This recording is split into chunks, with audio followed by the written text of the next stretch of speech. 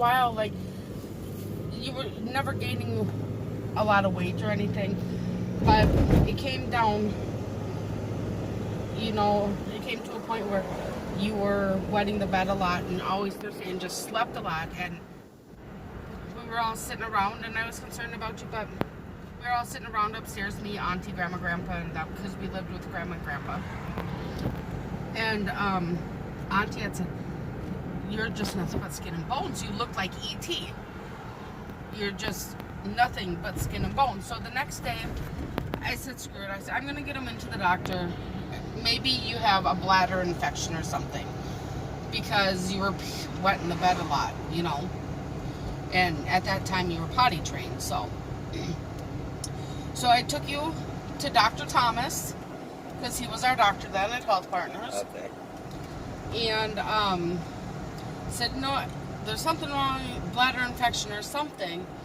And he looked at you and he said, well, I want to run some blood work. And you were just starving and dying of thirst in there. And he came back in the room after your lab results were done, and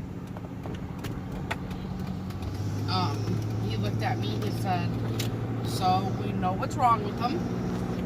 He says, I need you to get in your car and get him right to Children's Hospital in St. Paul. Like, it's urgent. He has diabetes. He just told me, that's all he said. He has diabetes.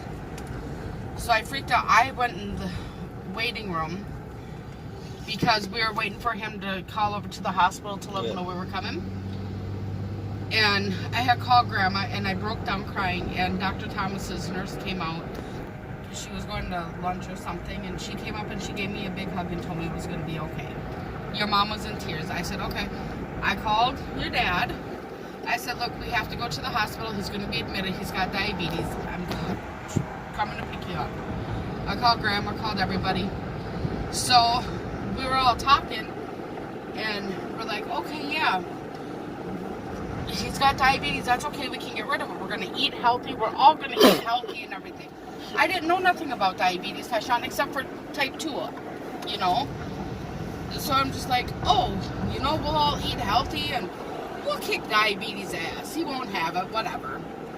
And so in comes the ER doctor, and you had IVs in both arms.